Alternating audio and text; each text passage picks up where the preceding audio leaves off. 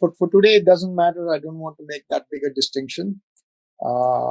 And the idea is that you want to parallelize programs that have dependencies. Typically, you're talking about programs with nested loops. And the easiest way of parallelizing loops is the lucky, fortunate situation when the loop iterations are independent. If that is the case, then you just mark one of those loops with a for all or with a pragma, and you get parallelization. This may not necessarily be the best parallelization, because in reality you have to temper locality and many other things that you are seeing through the course of the week. Okay. What I want to do today is to give you this overview of the main steps when you want to take such a loop and you want to parallelize it using the polyhedral model or using polyhedral compilation. And the specific topics that I want to cover in this session, and again, this is part of material that I normally teach in a class to seniors, and it covers typically 2 weeks of 1.5 hour lectures. So I may go fast if you like, I may slow down if you like, you just let me know. Okay. The main steps are what is called dependence analysis, and that is really where some of the key polyhedral techniques come in. And a seminal series of papers by Paul Fautrier in France are relevant. Then I will talk about fine-grained wavefronts, which is basically how you actually choose the parallelization.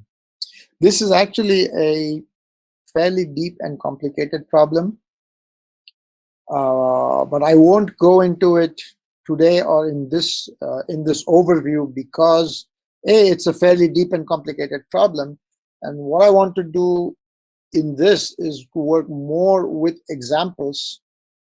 And when we work with examples, you will see that the parallelization, the orientation of the wavefront and all that is going to be relatively easy for you to see and to see intuitively.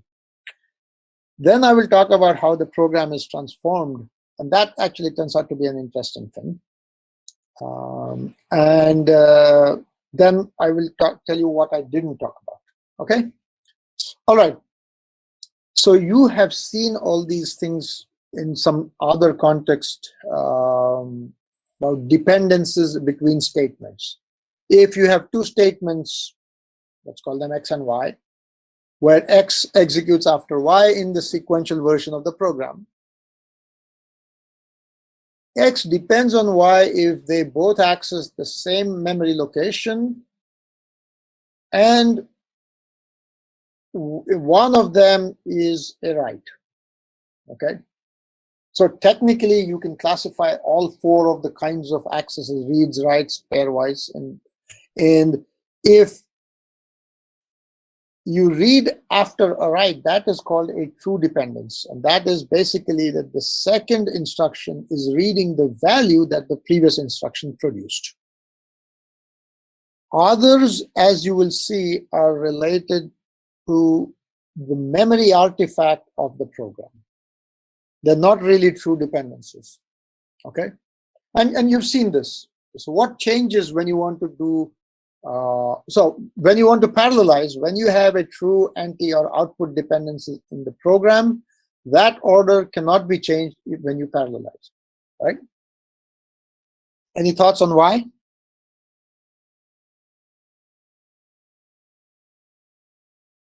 See, I really would appreciate if this is more interactive. I don't want to, I'm seeing the screen. I'm not even seeing your faces on in the meet. So really, please try to be interactive. And if you have comments in the chat box, and Rama can let me know that there are questions. Okay. So any thoughts on why? It would change the correctness of the program, I think, if we change the correctness of the program. Exactly. You change the semantics of the program, and therefore you would be computing something that is different from what the program originally computed, right? So this is not legal. A compiler that does this will be the laughingstock of all compilers, right? Okay, so what happens in loops? Well, you have a statement, if you think of it as, something that has a label in your code. There are many instances of the statements. And there are many elements in the data, because the data is typically a multidimensional tensor. Okay? So you're accessing within loops arrays or multidimensional tensors. And so there are multiple instances and multiple elements. And so what you have to do is to take this problem of dependence analysis to identify which statements are independent and which statements are not. That problem becomes more complicated. Okay, and we are starting with this simple case that in the original program, none of the loop iterations may be independent. Okay, so let's take a look at a few simple examples. Right. So you have a set for I equals 1 to n minus 1, j equals 1 to m, and those loop bounds are the same for all the three examples. Okay. The loop body is what is different in each of these. Okay. In the first one, the statement is updates an array variable A indexed by I and j. In the second one, it indexes an array variable B indexed only by j, and C in the third example is a one-dimensional array indexed by I. Okay. All right. And when I said in the previous slide that there are many instances of statements and there are many elements of data, what does that mean? It means that once you have a program like this, what you have are what are called iteration spaces and data spaces. Right? This is basically identifying a set that tells you what is the set of statement instances. Okay. And in our examples, the set of statement instances is a range of values for the indices I and j. You have some lower bounds and you have some upper bounds. Okay. They all happen to be linear inequalities or affine inequalities involving the indices I and j, and maybe some size parameters like n and m. Okay. So when you have linear inequalities, the first thing that comes to your mind is, oh, I have something that is the intersection of half spaces or something like that. You go back and rethink about your linear algebra background, or if you have some optimization background, you may think of linear programming background, and it's like the feasible space of a linear programming problem. So that is the iteration space, the intersection of a set of half spaces. And that's a polyhedron. Okay. So let's look at what the iteration space of our example looks like.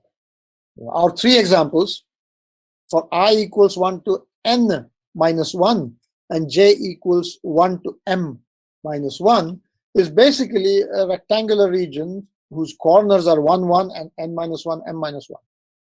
You all buy that? Yes. Okay. Now the data space, again, remember I was talking about instance-wise and element-wise. So the data space is the set of values of array indices accessed, array or tensor indices accessed by the statements in the program. Okay. So in example 1, if you notice, the A is a two-dimensional array, and it is indexed by I and j, right? So the data space is identical to the iteration space here. Am I right or am I wrong? It's a gotcha. Right. Right. I am not right. I'm pulling the wool over your eyes. Remember what is missing? What is missing? N minus 1 comma m minus 1 is missing. N minus 1, m minus 1 is not missing. If you see, Those are the corners, and at every point on the left-hand side, I see aij, right? But I also see some axes, like on the right-hand side, which is aij minus 1 and I minus 1j for the second reference, okay? So it's the data space is nearly identical to the iteration space, but there are some special points that are accessed that are outside the iteration space. On the left, it is, or no, on the left and right, it is extended by plus or minus 1, and vertically, it is extended by plus or minus 1. So it's like a very, very fat cross with, with the square in the middle being the majority of this, right? Extended vertically by 1 up and down, and extended horizontally up and down by 1. Okay. Now, is that a polyhedron? See, if I draw a picture, let me share my other screen. If I draw a picture, here is my I-axis and here is my J-axis. Okay. And my iteration space is all the way. We can't see the picture. You cannot see the picture because I haven't stopped sharing. You're right. Thank you very much. And I have to start sharing the right thing.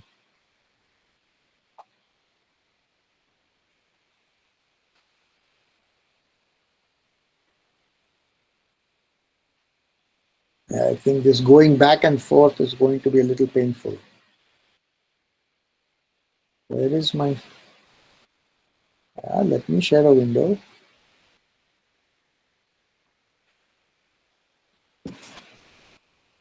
Okay. Are you seeing my my tablet? Yes, sir. Yes. Yes.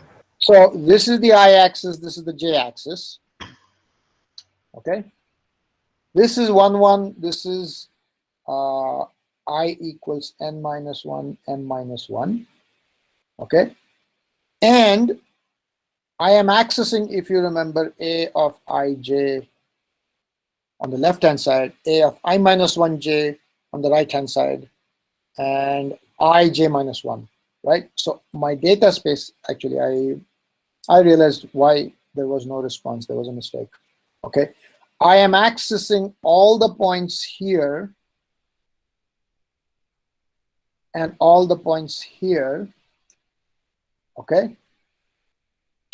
And I am not accessing these points, right? So I'm taking the original square, which was not original rectangle, and I'm shifting it up by 1, and I'm shifting it left by 1. That means the last elements in the row and column are not being accessed, right? So is this set, which is now my, if I draw this like a caricature, it's going to be basically this shifted right, shifted left, right? Oh, sorry, shifted up and shifted left. Okay. That plus the original, because on the left-hand side, I am accessing aij. Is that a polyhedron? What is your intuition?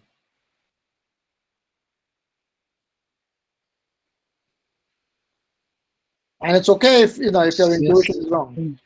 It is a polyhedron. It's nearly a polyhedron, but look at this point in the corner. The top left point 0, 0 is not in the polyhedron. So you can construct a polyhedron that contains exactly those points. But the better way to think about it is that it is the union of polyhedra. It is the union of the original square, the shifted up square rectangle, and the shifted left rectangle. So at least if it's not a single polyhedron, it is the union of number of polyhedra, a finite number of polyhedra. Okay.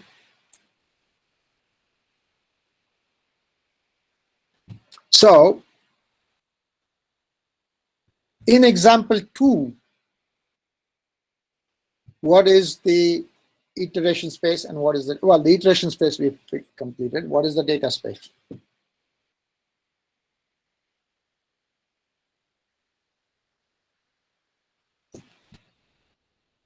Let me show you the, my machine is now slow. What is happening? I apologize, I'm sorry.